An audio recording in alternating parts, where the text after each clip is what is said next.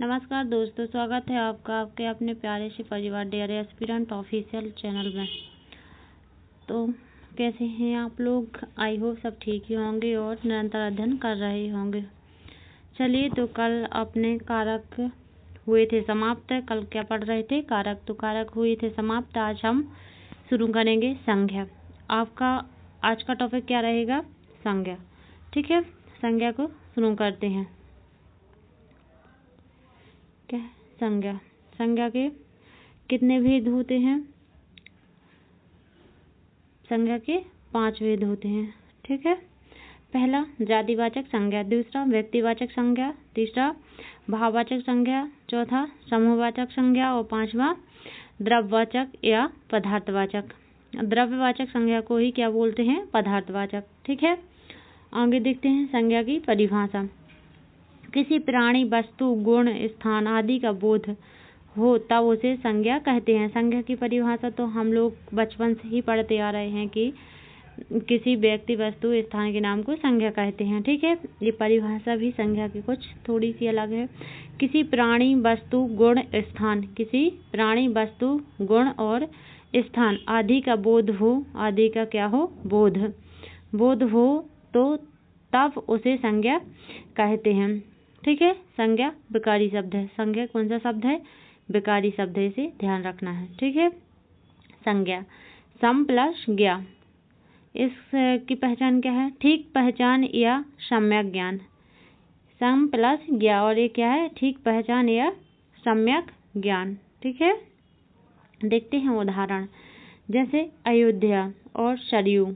अयोध्या सरयू किनारे बसा है, ये क्या है? दोनों संज्ञा है। ठीक है, अयोध्या भी संज्ञा है और सरयू क्या है? एक नदी का नाम, नदी भी संज्ञा है। ठीक है, और रमन और श्याम अच्छे मित्र हैं। ठीक है, ये क्या है? रमन व्यक्तिवाचक संज्ञा है और ये दोनों व्यक्तिवाचक संज्ञा है और मित्र क्या है? एक जाति का बोध करा रहा है, तो मित्र क्या है? जातिवाचक संज्ञा। ठीक है, चलिए आगे देखते हैं। आगे क्या है? रचना, व्युत्पत्ति और आधुनिक के आधार पर संज्ञा के भेद। रचना, व्युत्पत्ति और आधुनिक के आधार पर संज्ञा के कितने भेद हैं? 3 भेद हैं। ठीक है, रचना व्युत्पत्ति के आधार पर संज्ञा के 3 भेद हैं। पहला है जातिवाचक संज्ञा, दूसरा है व्यक्तिवाचक संज्ञा और तीसरा क्या है? भाववाचक संज्ञा। ठीक है, इसे याद रखना है, ये इम्पोर्टेंट है। रचना और व्युत्पत्ति के आधार पर संज्ञा के कितने भेद हैं? 3 भेद हैं। ठीक है, पेपर में आया हुआ क्वेश्चन है। और कौन कौन से हैं ये भी ध्यान रखना है। जातिवाचक संज्ञा, व्यक्तिवाचक संज्ञा और भाववाचक संज्ञा। ठीक है, चलिए आगे देखते हैं। संज्ञा के मूल रूप से 2 प्रकार होते हैं। संज्ञा के मूल रूप से कितने प्रकार होते हैं? 2 प्रकार होते हैं। पहला कौन सा है? यथार्थवाचक संज्ञा। यथार्थवाचक को ही क्या बोलते हैं? दृश्य। ठीक है, पहला क्या है? यथार्थवाचक संज्ञा और दूसरा क्या है? भाववाचक संज्ञा। भाववाचक संज्ञा को ही क्या बोलते हैं? आदर्श। ठीक है, यथार्थवाचक में क्या क्या आता है? जाति आती है, व्यक्ति आता है, समूह आता है और द्रव्य आता है। यथार्थवाचक में ये चारों आते हैं, जाति, व्यक्ति, समूह और द्रव्य। ठीक है, और ये इसको याद रखना है। यथार्थवाचक क्या है? दृश्य है और भाववाचक क्या है? अदृश्य है। ठीक है, इसे याद रखना है। आगे देखते हैं। प्राचीन हिंदी के अनुसार संज्ञा के कितने भेद हैं? 5। प्राचीन हिंदी के अनुसार संज्ञा के भेद 5 हैं। ठीक है, ये रचना और व्युत्पत्ति के आधार पर संज्ञा के भेद कितने? 3 हैं। लेकिन प्राचीन हिंदी के अनुसार संज्ञा के कितने भेद हैं? 5। ठीक है, ये दोनों अलग अलग क्वेश्चन हैं, इन दोनों को याद रखना है। ठीक है, पहला क्या है? जातिवाचक संज्ञा। इसकी परिभाषा। जिन संज्ञा शब्दों से किसी वस्तु या व्यक्तियों की पूर्ण जाति का बोध होता है उसे जातिवाचक संज्ञा कहते हैं। जातिवाचक संज्ञा में क्या होता है कि संज्ञा शब्दों से किसी वस्तु और व्यक्तियों की पूर्ण जाति का बोध होता है उसे जातिवाचक संज्ञा कहते हैं। ठीक है, इसकी ट्रिक क्या है? इसमें क्या है? दृश्य होते हैं, बहुवचन शब्द आते हैं और जिनके जैसे और हों, जिनके जैसे मतलब एक जैसे और हों, और ये क्या होते हैं? दृश्य होते हैं जो दिखाई देते हैं और इन ज्यादातर क्या आते हैं? बहुवचन शब्द आते हैं। ठीक है, चलिए आगे देखते हैं उदाहरण। उदाहरण क्या है, संबंधियों एवं पदों के नाम। इसमें क्या क्या आते हैं, जातिवाचक में कि जो संबंधी होते हैं, जैसे भाई मतलब सगे संबंधी, और पदों के नाम आते हैं। ठीक है, आगे देखते हैं, भाई बहन, माता पिता, मामा मामी आदि। ठीक है, और एक कुछ हैं, डॉक्टर, वकील, अध्यापक, राष्ट्रपति और प्रधानमंत्री। ये क्या है, हमारे संबंधी हैं, जैसे भाई बहन, माता पिता, मामा मामी, ये संबंधी हैं। और ये क्या है, पद हैं, डॉक्टर, वकील, अध्यापक, राष्ट्रपति और प्रधानमंत्री। क्या है, पद के नाम है। ठीक है, किसी भी पद पर हैं तो उस पद के नाम।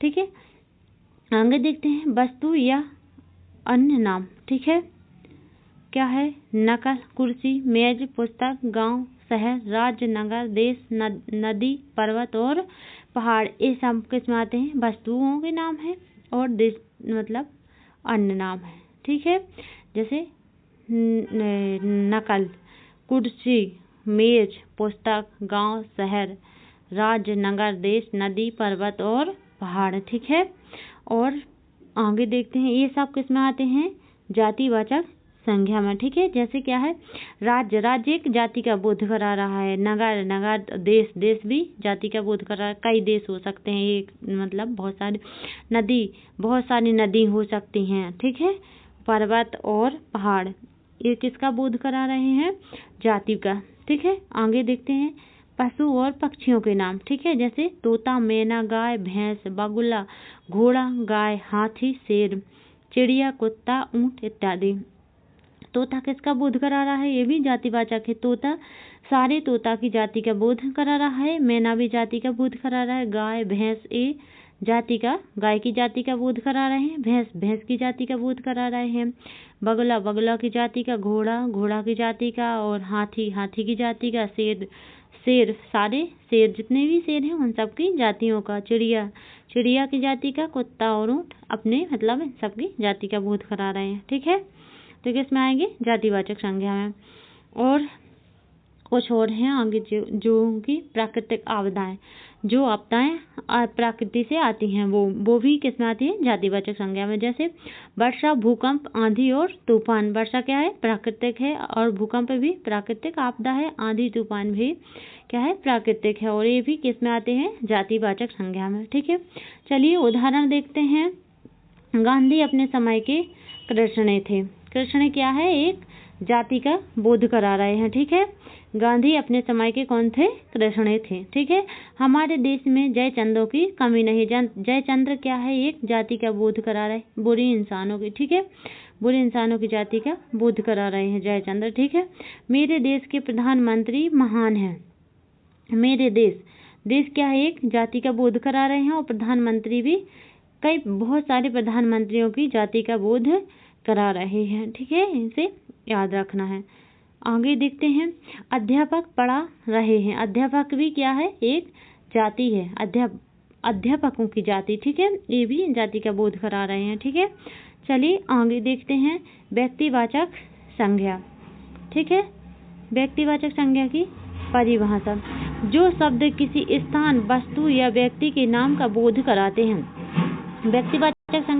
व्यक्तिवाचक संज्ञा में क्या है, जो शब्द किसी स्थान, वस्तु या व्यक्ति के नाम का, किसी स्थान के नाम का, किसी वस्तु के नाम का या किसी व्यक्ति के नाम का बोध कराते हैं, वे क्या है, व्यक्तिवाचक संज्ञा है। क्या है, ये भी दृश्य होते हैं और एक वचन होते हैं। जातिवाचक क्या होते हैं, बहुवचन, और ये व्यक्तिवाचक क्या होते हैं, एक वचन होते हैं, और जो दुनिया में अकेला हो, केवल एक हो। ठीक है, क्या है, व्यक्तिवाचक में दृश्य होते हैं, एक वचन होते हैं, और दुनिया में केवल एक ही होता है। ठीक है, आगे देखते हैं, देश के नाम। देश के नाम किस में आते हैं, व्यक्तिवाचक में। जैसे भारत, चीन, अमेरिका, जापान और रूस। भारत क्या है, एक है, चीन अकेला है, अमेरिका भी एक ही है, और जापान और रूस ये व्यक्तिवाचक हैं। ठीक है, आगे देखते हैं, नदी एवं झीलों, व्यक्ति, ग्राम, समाचार पत्रों के नाम। नदियों के नाम भी किसमें आते हैं, व्यक्तिवाचक में। जैसे गंगा, यमुना और गोदावरी। झीलों, बूलर, डल और चिल्का झील। व्यक्ति में रमेश, सुरेश और संदीप। ठीक है, ग्रंथ में क्या आते हैं, रामायण, महाभारत, गीता और कुरान।